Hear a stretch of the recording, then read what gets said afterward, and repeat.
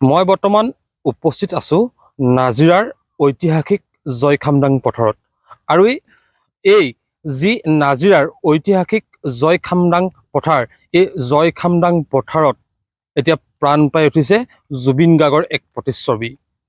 নাজিৰাৰ ঘৰফলীয়া গাঁৱৰ দীপজ্যোতি গগৈ নামৰ এজন যুৱকে ইয়াৰ যি প্ৰতিচ্ছবি জুবিন গাৰ্গৰ এই প্ৰতিচ্ছবি ইয়াত তেওঁ তৈয়াৰ কৰাত প্ৰস্তুত কৰাত তেওঁ ব্যস্ত হৈ গৈছিল ক'ব লাগিব। আমাৰ সৈতে আছে দীপজ্যোতি গগৈ।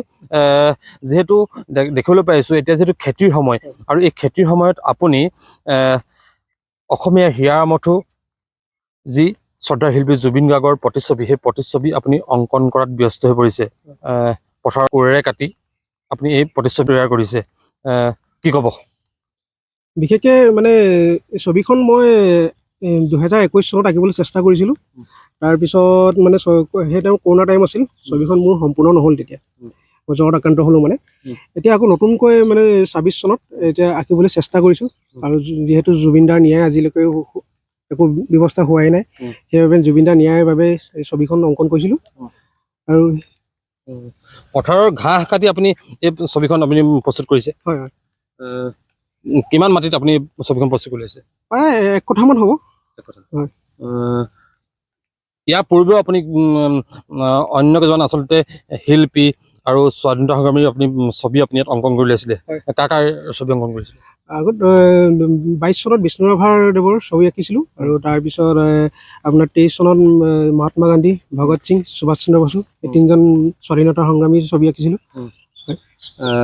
যিহেতু আপুনি এইদৰে ঘাঁহত আপুনি এইদৰে শিল্পীৰ ছবি হওক বা স্বাধীনতা সংগ্ৰামীৰ ছবি আপুনি অংকন কৰিছে, আচলতে এই ধাৰা আপোনাৰ মনলৈ কিদৰে আহিলে? নহ'লে সৰুৰ পৰা মোৰ খেতি কৰাৰ অভ্যাস আছে। আৰু খেতি কৰি পথাৰত যাতে কোৰ চাপ মাৰোঁ, যেতিয়া কিছুমান ভৰিৰ চাপ বহে তেতিয়াতো ছবি অঁকাৰো মোৰ অভ্যাস আছিলে। সেই মনলৈ আহিলে যে ছবি এখন ইয়াত আঁকিব পৰা যায়, কিবা এটা ইউনিক কৰিব পাৰি এনেকুৱা। এতিয়া আচলতে এই ছবিখন আচলতে সম্পূৰ্ণ হৈ উঠা নাই, আৰু কিমান লাগিব? আৰু এসপ্তাহমান লাগিব। কিছুমান নাকৰ পজিশ্যনটো অলপ আৰু চকুৰ পজিশ্যনটো অলপ খেলি মেলি হ'ল। বিশেষকৈ সেইখিনি অলপ ঠিক কৰিলে আৰু সেইবাবে অলপ দেৰি ৰখি দিছোঁ। ঘাঁহখিনি বিশেষকৈ ঘাঁহৰ ওপৰতহে কৰা হয়, সেইকাৰণে অলপ যিহেতু জুবিন গাৰ্গৰ আপুনি প্ৰতিচ্ছবিখন আপুনি অংকন কৰিছে বা পোনপ্ৰথমবাৰ, ইয়াৰ জৰিয়তে নিশ্চয় আপুনি কিবা এটা মেছেজ বিচাৰিছে, আচলতে কি ক'ব? বিশেষকৈ যুৱ প্ৰজন্মক খেতিৰ বাবেও আগবঢ়াবলৈ কৈছোঁ। যেতিয়া খেতিখিনি আমি খেতি বাতি নকৰোঁ, যেতিয়া পথাৰখন চন পৰিবলৈ ধৰিব, আজি আমি যিকোনো ক্ষেত্ৰত আজি খেতি কৰি আছোঁ, যদি কাইলৈ যদি হয়তো এনেকৈ পথাৰখন এৰি দিওঁ, নৱপ্ৰজন্মৰ কি হ'ব? সেই নৱপ্ৰজন্মৰ খেতিৰ বাবে উৎসাহিত কৰিবৰ কাৰণে আৰু জুবিনদাৰ ন্যায়ৰ বাবে আচলতে জুবিনদাৰ আচলতে ন্যায়ৰ ক্ষেত্ৰত আপুনি কি ক'ব? ন্যায় ক্ষেত্ৰত বিশেষকৈ মই ইমানদৰে ক'ব নোৱাৰোঁ। খালি কি হৈছে কি নহৈছে সেই বস্তুটো কি হ'ল, ন্যায় সেইটো সম্পূৰ্ণ হ'ব লাগে, উচিত ন্যায় হ'ব লাগে।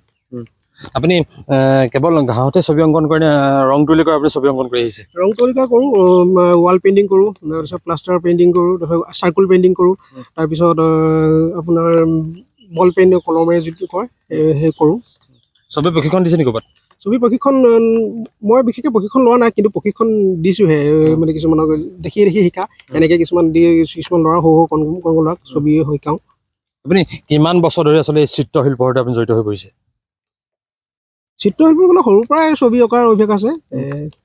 যেতিয়া সেনেকৈ কৰা আইডিয়া কৰি থৈ ইঞ্জিনিয়াৰিং ড্ৰয়িঙৰ পৰা অকণমানহে এনেকুৱা আইডিয়া আহিলে, সেই সেনেকুৱাই অলপ। যিহেতু আৰু কিমান দিন লাগিব ছবিখন সম্পূৰ্ণ হৈ উঠিবলৈ, জুবিন গাৰ্গৰ ছবিখন সম্পূৰ্ণ হৈ উঠিবলৈ? আৰু এসপ্তাহমান সময় লাগিব সম্ভৱ। চকুৰ পজিশ্যনটো অলপ ঠিক কৰিবলৈ আছে, নাকৰ আৰু যিটো অলপ বেকেটা টাইপৰ হৈ আছে সেইটো ঠিক কৰিবলৈ আছে। বিশেষকৈ মই ছবিখন দেখা নাপাওঁ যে, ড্ৰোন কেমেৰাৰ ওপৰত চালেহে দেখা পায় ছবিখন। সেইকাৰণে হয়, ধন্যবাদ দিছোঁ। আচলতে এইজন হৈছে দীপজ্যোতি গগৈ, নাজিৰাৰ ঘৰফলীয়া গাঁৱৰ এজন যুৱক দীপজ্যোতি গগৈ। ইয়াৰ পূৰ্বেও শিল্পী বিষ্ণুপ্ৰসাদ ৰাভা আৰু স্বাধীনতা সংগ্ৰামী মহাত্মা গান্ধী, ভগত সিং আৰু সুভাষ চন্দ্ৰৰ ফটো এইদৰে যি নাজিৰাৰ ঐতিহাসিক জয়খামদাং পথাৰ, সেই জয়খামদাং পথাৰত আচলতে ঘাঁহ কাটি কোৰেৰে তেওঁ এতিয়া প্ৰতিচ্ছবি নিৰ্মাণ কৰি উলিয়াইছিল। আৰু এইবাৰ অসমীয়া হিয়াৰ আমঠু পাণৰ শিল্পী শ্ৰদ্ধাৰ জুবিন গাৰ্গৰ যিখন প্ৰতিচ্ছবি, সেই প্ৰতিচ্ছবিখনো তেওঁ অংকন কৰি উলিয়াইছে। এই জয়খামদাং পথাৰৰ ঘাঁহ কাটি কোৰেৰে তেওঁ এই জুবিন গাৰ্গৰ যিখন প্ৰতিচ্ছবি, সেই প্ৰতিচ্ছবি নিৰ্মাণ কৰি উলিয়াইছে। আৰু তেওঁ এটাই আচলতে তেওঁ আশা, যাতে অসমীয়া হিয়াৰ আমঠু পাণৰ শিল্পী শ্ৰদ্ধাৰ শিল্পী জুবিন গাৰ্গে অতি সোনকালে ন্যায় পাওক সেই উদ্দেশ্যে আৰু যিসকল উঠি অহা নৱপ্ৰজন্ম সেই নৱপ্ৰজন্মসকল যাতে কৃষি কৰ্মৰ প্ৰতি আকৃষ্ট হয় সেই উদ্দেশ্যে তেওঁ এইদৰে কৃষি পথাৰত জুবিন গাৰ্গৰ এখন প্ৰতিছবি অংকন কৰি উলিয়াইছে।